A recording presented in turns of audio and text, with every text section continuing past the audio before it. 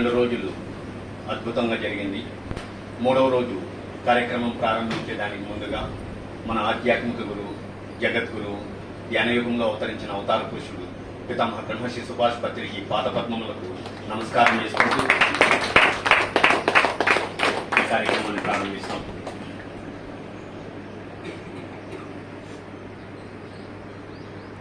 ఈరోజు గురు పౌర్ణమి అన్నాం. అసలు గురువు అంటే ఎవరు? మనిషిపై ఉన్న మమకారంతో, మనిషిలో ఉన్న అహంకారంతో కళ్ళు మూసుకుపోయినప్పుడు ఆ అజ్ఞానపు పొరలను తొలగించే వ్యక్తే గురువు.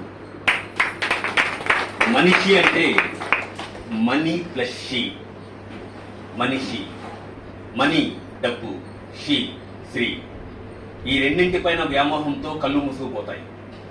ఆ కళ్ళు మూసుకుపోయిన వ్యక్తుల యొక్క అజ్ఞానపు పొరలను తొలగించి సరి అయిన దారిలో చైతన్యం వైపు ప్రయాణించే విధంగా ప్రయత్నించే వ్యక్తే గురువు.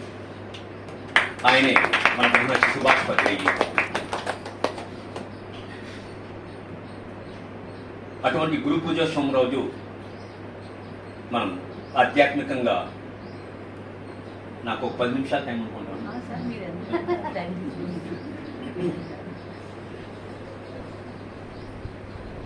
పిరమిడ్ అంటున్నాం. అసలు పిరమిడ్ అంటే ఏంటి? ఆ పిరమిడ్లో ఎలా శక్తి ఉంటుంది? ఎందుకు పిరమిడ్ కింద కూర్చుని ధ్యానం చేయమంటున్నారు? ఏదైనా మనం తెలుసుకునేదానికి ముందు, ఇతరులకు చెప్పడానికి ముందు పూర్తి అవగాహన మనం కలిగి ఉండాలి. మనం ధ్యాన ప్రచారం చేస్తుంటాం, పాంప్లెట్ ఇస్తుంటాం, ధ్యానం గురించి చెప్తూ ఉంటాం, పిరమిడ్ గురించి చెప్తూ ఉంటాం. సడన్గా ఎవరైనా దారిలో ఏంటంటే పిరమిడ్ అంటే ఏంటి, పిరమిడ్ కింద కూర్చుంటే ధ్యానం శక్తి ఎలా వస్తుంది? ఎందుకంటే మన లోగోలో అప్పో దీపోభవ అని ఉంది. చూసారా అప్పో దీపోభవ అని? ప్రారంభంలో నాకు కూడా ఐడియా లేదు. అందరికీ మెడిటేషన్ గురించి చెప్తున్నప్పుడు సడన్గా ఒక వ్యక్తి లేచి అప్పో దీపోభవ అంటే ఏమి అన్నాడు. షాక్ అయింది నాకు నిజంగానే తెలియదు. తెలియనప్పుడు తెలియదని ఒప్పుకోవడమే గొప్ప, కానీ ఏదో ఒకటి చెప్పడం పద్ధతి కాదు. ఆ విధంగా మనం చెప్పడానికి ముందు వాటికి సంబంధించిన పూర్తి జ్ఞానాన్ని మనం కలిగి ఉన్నప్పుడే, ఎదుటి వ్యక్తి ప్రశ్నించినప్పుడు ఆ ప్రశ్నలకు సరి అయిన సమాధానం వాళ్ళకి అర్థమయ్యే రీతిలో చెప్పినప్పుడే వాళ్ళు మన పట్ల ఆకర్షితులు అవుతారు. ఆ విధంగా అసలు అప్పో దీపోభవ అంటే ఏంటండి?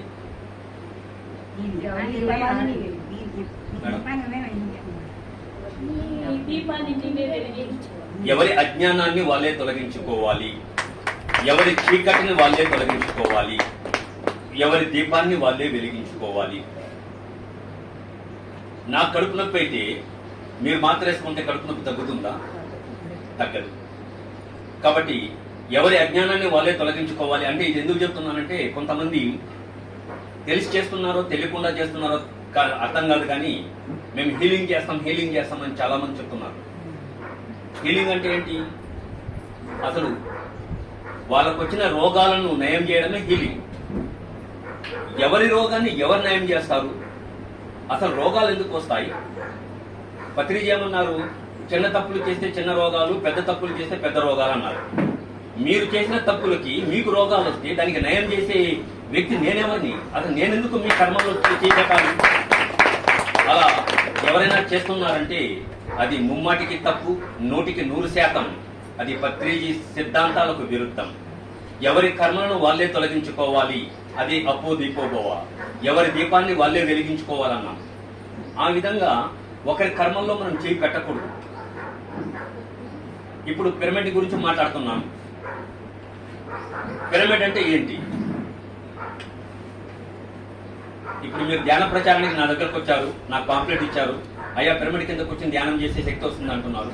అప్పుడు నేనేమంటాను, పిరమిడ్ అంటే ఏంటి మేడం అని అడుగుతాను. అప్పుడు మీరు నన్ను ఎలా సంతృప్తి పరుస్తారు? మీరు కొన్ని కొలతలతో నిర్మింపబడిన ఒక ఆకారమే పిరమిడ్.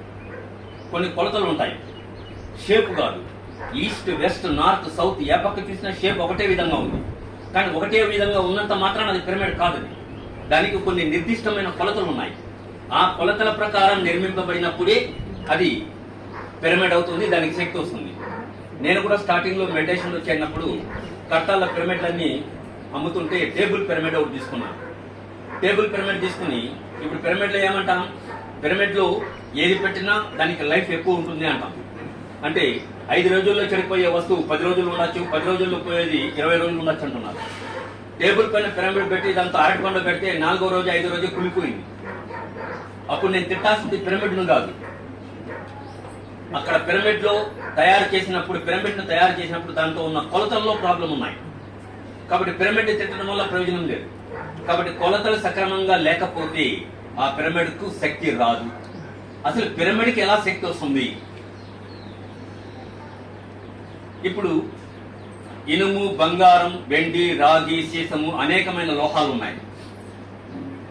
అనేకమైన లోహాలు ఉన్నప్పుడు ఒక అయస్కాంతాన్ని తీసుకుని వచ్చి వాటి వైపును చూపిస్తే ఆ అయస్కాంతానికి ఏమి ఆకర్షింపబడుతుంది?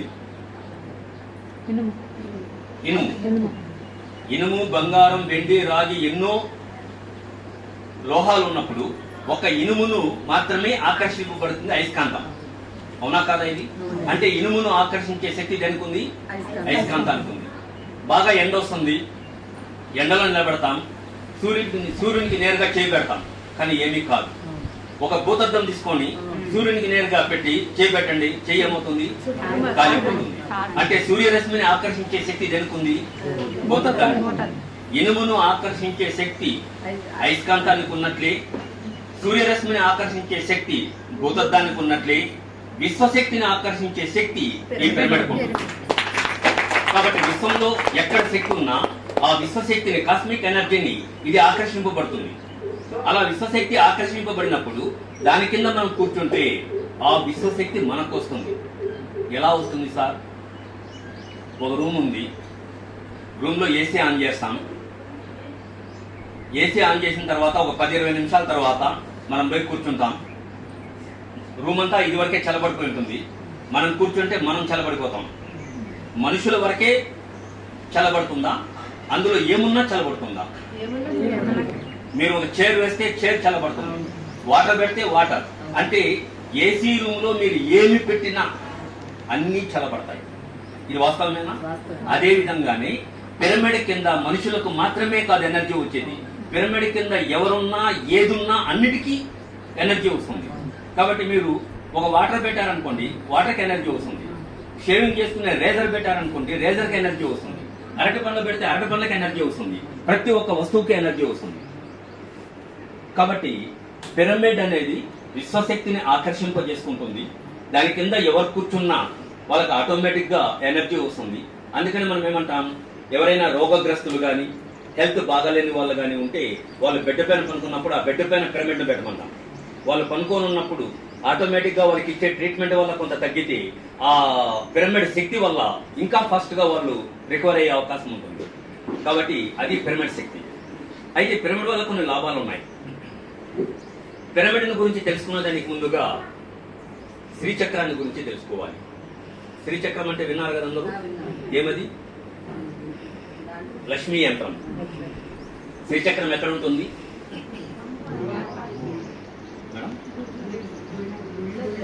పవిత్రమైన దేవాలయాల్లో ఉంటుంది. ప్రతి ఆలయంలోనూ విగ్రహానికి ముందు శ్రీచక్రాన్ని ప్రతిష్ఠింపజేస్తారు.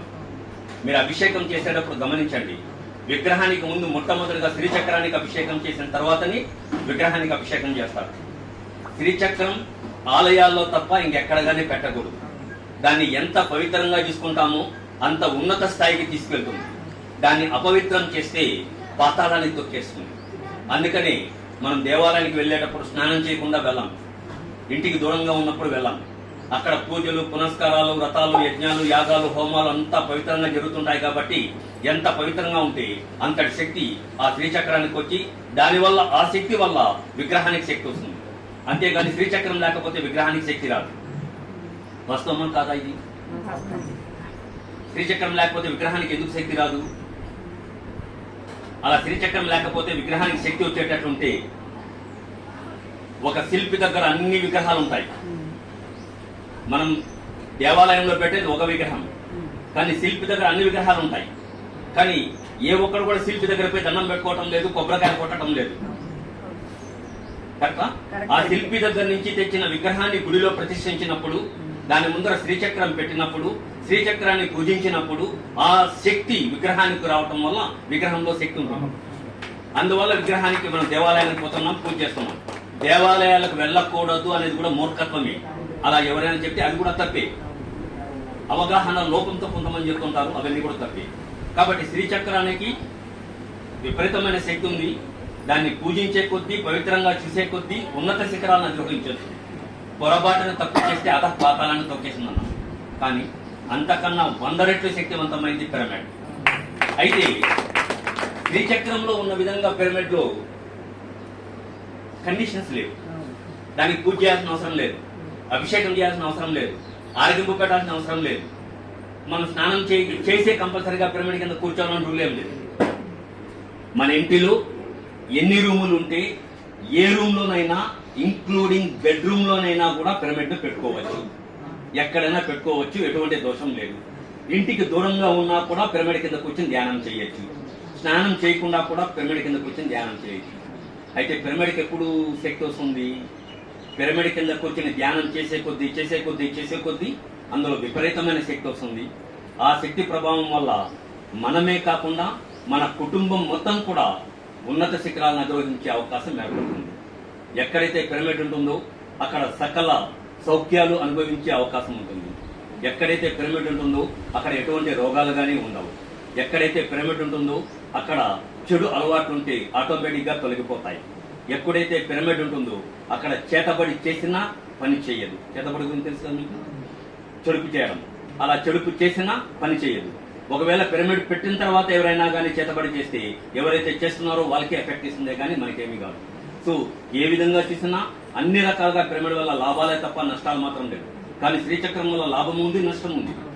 దాన్ని పవిత్రంగా పూజిస్తే ఉన్నత శిఖరాలకి, ఏమాత్రం అపవిత్రం చేస్తే అధపాతాలకి. ఇక్కడ అటువంటిది ఏమీ లేదు. కాబట్టి ఏమీ లేకుండా పిరమిడ్కి ఎంత శక్తి ఉంది కదా అని చెప్పి అలంకారప్రాయంగా ఒక షాపు ముందర, ఇంటి ముందర పెట్టుకుంటే మాత్రం పవర్ రాదు. దానికి పవర్ కావాలనుకుంటే తప్పనిసరిగా దాని కిందకు వచ్చి ధ్యానం చేయాలి. ఇది పిరమిడ్ శక్తి. అయితే ఇందాక నేను జస్ట్ వచ్చేటప్పుడు విన్నాను, సామూహిక ధ్యానం గురించి చెప్తున్నారు మేడం. ఎవరు సామూహిక ధ్యానం చేయండి.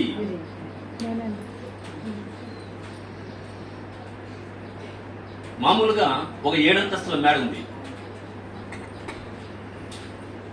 ఆ 7 అంటే మీరు సామూహిక ధ్యానంగా దాని గురించి నేను ఎక్స్ప్లెయిన్ చేస్తాను. 7 అంతస్తుల మేడ ఉంది.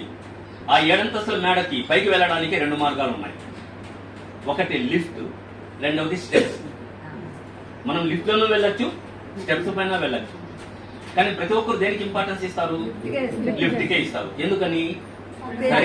శరీరానికి శ్రమ కలగకూడదు. హ్యాపీగా, సంతోషంగా కళ్ళు మూసుకుని తెరిచే లోపల పైకి వెళ్ళిపోవాలి. ఇప్పుడు యోగాసనాల వల్ల లాభం ఉంది, వాకింగ్ చేయటం వల్ల లాభం ఉంది. కానీ అందరూ దేనికి ఇంపార్టెన్స్ ఇస్తారు? వాకింగ్కే. యోగాసనాలు చేయరు. ఎందుకంటే యోగాసనాల్లో ప్రతి అవయవాన్ని శ్రమ పెట్టాలి. అట్లా ఇష్టం ఉండదు మనకు. తమాషాగా మాట్లాడుకుంటా పోతూ అట్లా ఉపయోగం చేయాలా, మనకు ఎనర్జీస్ రావాలి, స్ట్రెంగ్త్ రావాలి. కాబట్టి సులభమైన పద్ధతిలో మనం ఇంపార్టెన్స్ ఇస్తాం. ఓకే, ఇప్పుడు 7 అంతస్తుల మేడకి ప్రతి ఒక్కరూ లిఫ్ట్ లోనే పోవాలంటారు, స్టెప్స్ పైన ఎక్కరు. అదే విధంగానే ఈ ఆధ్యాత్మిక కార్యక్రమాల్లో ఆధ్యాత్మికంగా అడుగుపెట్టిన వాళ్ళు కూడా ఆధ్యాత్మికంగా ఉన్నత శిఖరాలను అధిరోహించాలంటే దానికి కూడా ఒక మార్గం ఉంది, లిఫ్ట్ మార్గం. లిఫ్ట్ లో పోయే మార్గం. ఆ లిఫ్ట్ లో పోయే మార్గాన్ని గురించి కొద్దిగా కొన్ని పాయింట్లు ఉన్నాయి, దాని గురించి తెలుసుకుంటాం. నెంబర్ 1, సామూహిక ధ్యానం. సామూహికం అంటే ఏమి? ఇద్దరు అంతకన్నా ఎక్కువ మంది కలిసి కూర్చుని చేసే ధ్యానాన్ని సామూహిక ధ్యానం అంటారు. ఫర్ ఎగ్జాంపుల్, ఆ సామూహిక ధ్యానం వల్ల ఎలా శక్తి వస్తుంది? ఎందుకంటే నేను ఒక లెక్చరర్ని కాబట్టి స్టూడెంట్స్కి అర్థమయ్యే రీతిలోనే నేను చెప్తాను ఎగ్జాంపుల్స్. ఇప్పుడు ఒక 50 మంది ఇక్కడ ఉన్నారనుకుంటాం. నేనేం చెప్తానంటే, మీరు ఇంటి నుంచి వచ్చేటప్పుడు ఒక్కొక్కరు ఒక ట్యూబ్ లైట్ తండి అని చెప్తాను. అప్పుడు ఎన్ని ట్యూబ్ లైట్లు వస్తాయి? నాకు ఇక్కడ 50 ట్యూబ్ లైట్లు వస్తాయి. ఆ 50 ట్యూబ్ లైట్లను నేను ఇక్కడ పెట్టి కనెక్షన్ ఇచ్చేసి స్విచ్ ఆన్ చేస్తాను. ఎన్ని లైట్లు మొదలతాయి? 50 లైట్లు మొదలతాయి. ఇప్పుడు మీరు తెచ్చింది ఒక్కొక్కరు ఎన్ని లైట్లు? మీరు తెచ్చింది ఒక్కొక్కరు ఒక ట్యూబ్ లైటే.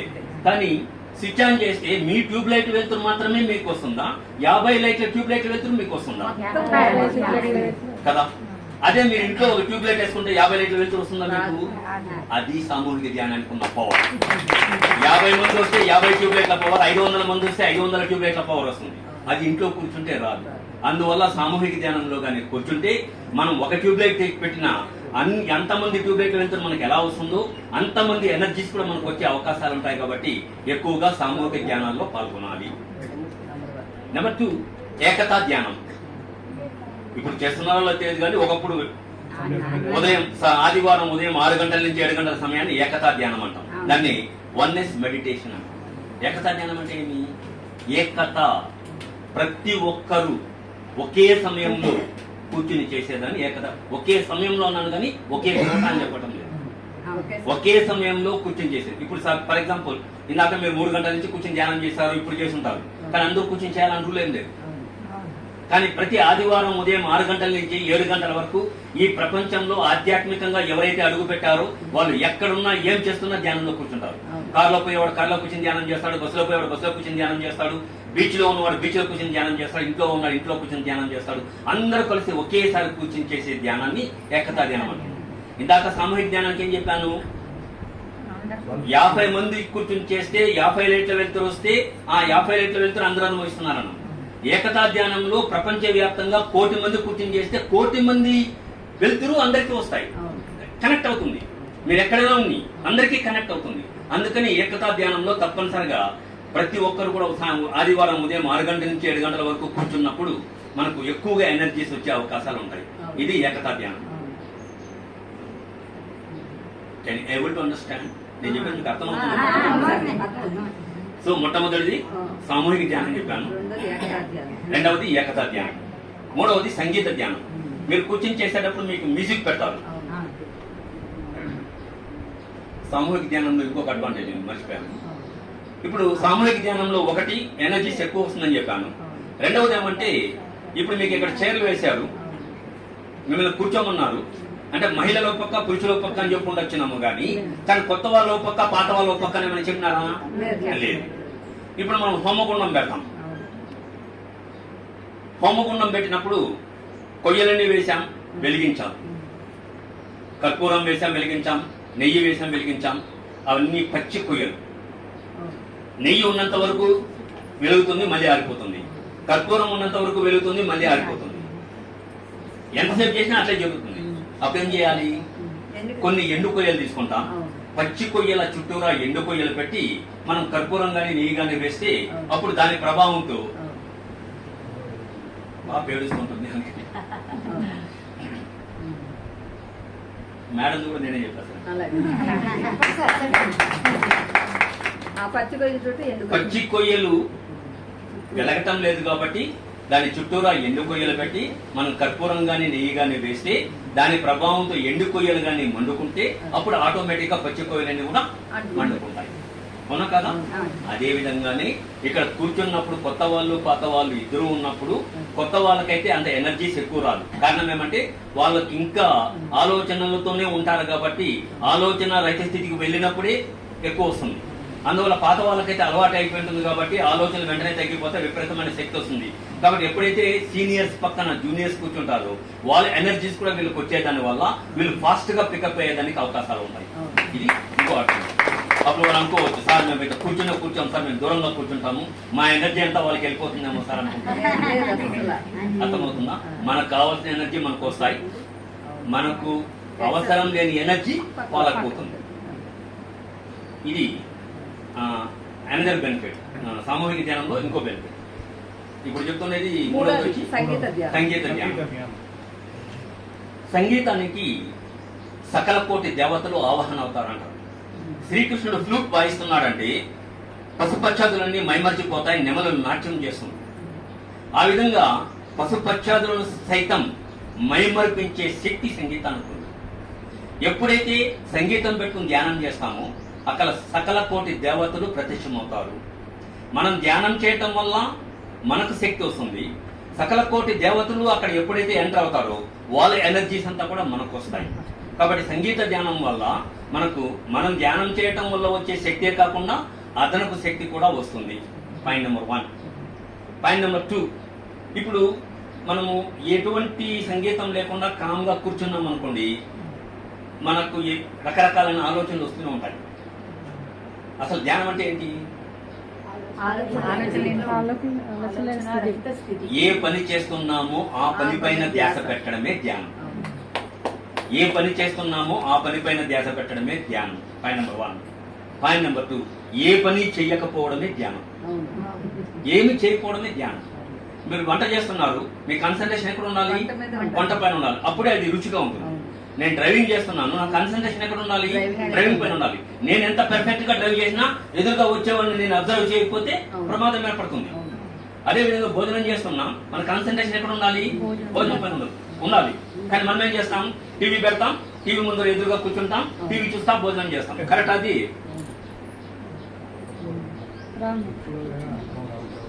కాబట్టి భోజనం చేసేటప్పుడు మన కాన్సన్ట్రేషన్ భోజనం పైన ఉండాలి, టీవీ చూసేటప్పుడు టీవీ పైన ఉండాలి. ఏ పని చేస్తున్నామో ఆ పని పైన ధ్యాస పెట్టడమే ధ్యానం అన్నాం. ఇప్పుడు ఏ పని లేకుండా గమ్మున కూర్చున్నాం. ఏ పని లేకుండా గమ్మున కూర్చున్నాం కాబట్టి ఇప్పుడు మన కాన్సన్ట్రేషన్ దేని పైన ఉండాలి? శ్వాస పైన ఉండాలి. దాన్ని ధ్యానం అంటున్నాం. ఆ విధంగా సంగీత ధ్యానం చేసినప్పుడు మనం ఆలోచనలు తగ్గిపోతాయి. ఇప్పుడు ఏదైనా పని ఉందనుకోండి, ఇప్పుడు మీరు వంట చేస్తున్నారు, మీకు ఆలోచనలు ఏమీ రావు. ఎందుకంటే ఉప్పు ఎంత వేయాలి, కారం ఎంత వేయాలి, దానిపైన ఉంటుంది. అన్ని పనులు అయిపోయి గమ్మున సోఫాలో కూర్చున్నారు అనుకోండి, ఇంట్లో హాల్లో వచ్చి, అప్పుడు మీకు అర్థమవుతుంది, ఈ రోజు మా ఆయన ఆఫీస్కి పోయేటప్పుడు సాయంత్రం భిన్నా వస్తానన్నాడు, సినిమాకి పోతామన్నాడు, వస్తాడో రాడు, టికెట్ దొరుకుతుందో లేదు, అంటే అనేకమైన ఆలోచనలు అప్పుడు వస్తాయి. కానీ పని చేసేటప్పుడు మీకు ఆలోచన రావు. ఇప్పుడు మనం ఏ పని లేకుండా గమ్మున కూర్చున్నాం కాబట్టి మనకు అన్ని ఆలోచనలు వస్తాయి. కాబట్టి మనం ఏం చేస్తున్నాం? కూర్చుని శ్వాస పైన గమనించాలనుకుంటాం, ఆలోచన వస్తే ఆలోచనలతోనే ప్రయాణం చేసుకుంటూ వెళ్ళిపోతాం. అది ధ్యానం కాదు. అందువల్ల ఆ ఆలోచనను డైవర్ట్ చేయడానికి మ్యూజిక్ పెట్టుకుంటాం. ఎప్పుడైతే సంగీతం పెట్టుకుంటామో, సంగీతాన్ని మనం అబ్జర్వ్ చేసుకుంటామో, అప్పుడు మనకు ఆలోచనల పైన కాన్సన్ట్రేషన్ అనేది కుదరదు. ఇది సంగీత ధ్యానం. మనం ధ్యానం చేయడం వల్ల మనకు శక్తి వస్తుంది. రెండవది, సంగీతం పెట్టుకోవడం వల్ల సకల కోటి దేవతలు అక్కడ ప్రత్యక్షమవుతారు కాబట్టి వాళ్ళ శక్తి అంతా మనకు వస్తుంది. నేను లాస్ట్ లో మళ్ళీ క్వశ్చన్ చేస్తాను. ఎన్ని పాయింట్ ఇప్పుడు ఎన్ని అయింది? నెంబర్ 4.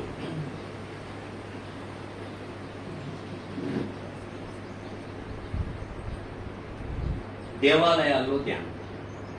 ఇందాక చెప్పాను, ఒక దేవాలయం అంటే కేవలం ఒక విగ్రహమే కాదు, అక్కడ ఏముంటుంది? శ్రీచక్రం ఉంటుంది. ఆ శ్రీచక్రం ప్రభావం వల్ల విగ్రహానికి శక్తి వస్తుంది. అత్యంత పవిత్రమైన దేవాలయంగా తయారవుతుంది అన్నప్పుడు అక్కడ శక్తి ఉంది. ఎప్పుడైతే మనం దేవాలయానికి వెళ్తామో, దేవాలయంలో కూర్చొని ధ్యానం చేస్తామో, అప్పుడు ఆ శ్రీచక్ర ప్రభావం మన పైన పడుతుంది. ఆ శక్తి మనకు వస్తుంది.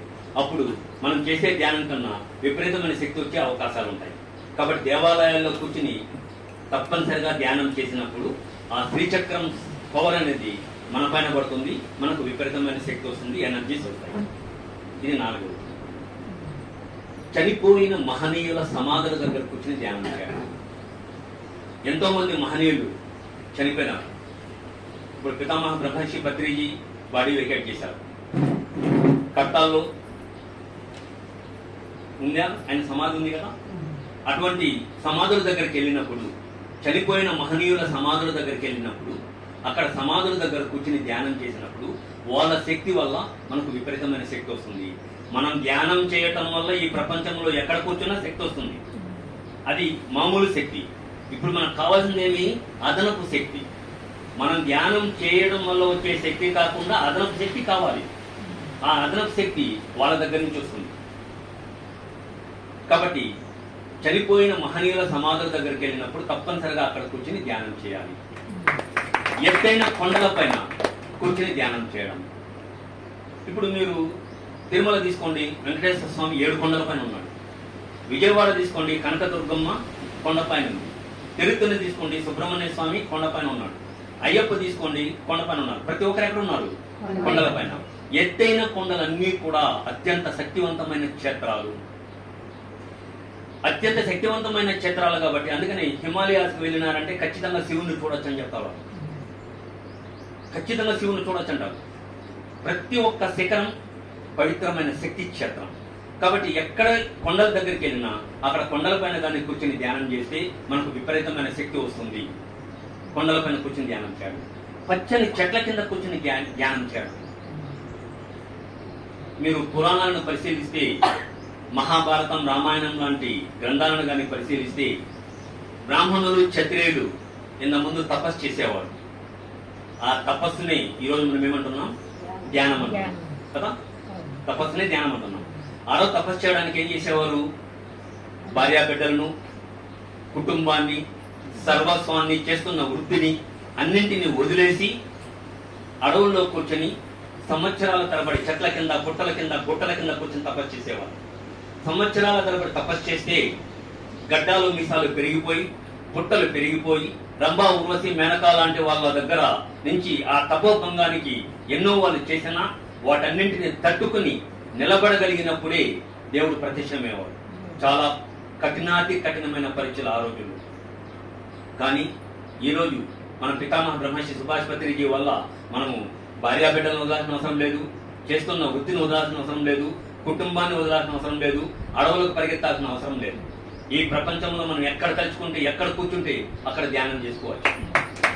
అయితే పచ్చని చెట్టు అనేది ఎందుకు అక్కడ సెలెక్ట్ చేసుకున్నారంటే, ఇప్పుడు అన్ని జన్మల కన్నా ఉత్తమమైన జన్మ ఏమన్నారు? మానవ జన్మ. కానీ నేనేమంటానంటే, మనిషి నిజంగా బ్రతకాలనుకుంటే చెట్టులాగా బ్రతకాలని నేనంటాను. మనిషి అన్ని జన్మల కన్నా ఉత్తమమైన జన్మ మానవ జన్మే. కానీ బ్రతికితే చెట్టులాగా బ్రతకాలంటాం. ఎందుకు చెట్టులాగా బ్రతకాలి? బ్రతికున్నప్పుడే కాదు, చనిపోయినప్పుడు కూడా ఉపయోగపడుతుంది చెట్టు. ఒక చెట్టు ఉంది, ఆ చెట్టు మనకు ఆక్సిజన్ ఇస్తుంది. కరోనా టైంలో మనకు అందరికీ తెలుసు, ఆక్సిజన్ లేకుండా కొన్ని వందల మంది, వేల మంది చనిపోయినారు. ఆ ఆక్సిజన్ ఉచితంగా ఇచ్చేది చెట్టు. చెట్లు 2 చెట్లు ఉన్నాయి. ఒక చెట్టు నిండుకు కాయలు ఉన్నాయి, ఇంకో చెట్టు ఒక కాయ కూడా లేదు. కానీ ప్రతి ఒక్కడు కాయలున్న చెట్టును రాళ్లతో కొట్టి కాయలు తీసుకోవాలనుకుంటాడు. కానీ కాయలు లేని చెట్టు దగ్గరికి ఎవడూ వెళ్ళడు. అంటే ఆ చెట్టు కాయలు ఇవ్వడం అది చేసిన తప్ప? కాయలు ఇవ్వడం అది చేసిన తప్పు కాదు. అయినా కూడా ప్రతి ఒక్కరు రాళ్ళ దెబ్బలు కొడుతున్నారు. అయినా రాళ్ళ దెబ్బలు కొట్టినా సహించి మనకు పండ్లు ఇస్తున్నాయి. అంటే మనం దాన్ని శిక్షించినా అది మనకు పండ్లు ఇస్తున్నాయి. నెక్స్ట్, పక్షులన్నీ కూడా ఎక్కడ గూళ్ళు కట్టుకుంటాయి? చెట్ల మీద గూళ్ళు కట్టుకుంటాయి. పక్షులకు నివాసయోగ్యంగా ఉంటుంది. మనం ఎండలో పోతుంటాం, ఎండ తీవ్రత విపరీతంగా పెరిగిపోతుంది, తట్టుకోలేకపోతాం. అప్పుడు ఇట్లా అట్లా చూస్తాం, ఎక్కడైనా చెట్టు ఉంటే ఒక 5 నిమిషాలు చెట్టు కింద నిలబడతాం. అంటే మనుషులకు నీడనిస్తుంది. చూసినారా? చెట్టులకు ఆక్సిజన్ ఇస్తుంది. మనం రాళ్ళ దెబ్బలు కొట్టినా మనకు పండ్లు ఇస్తుంది. పక్షులకు నివాసయోగ్యంగా ఉపయోగపడుతుంది. ఎండలో ఉన్నప్పుడు మనకు నీడనిస్తుంది. ఇంకా ఇన్ని రకాలుగా మనకు ఉపయోగపడుతున్నా మనం చెట్టు నరికేస్తాం. చెట్టు నరికేసి చెట్టు ఏమవుతుంది? చచ్చిపోతుంది.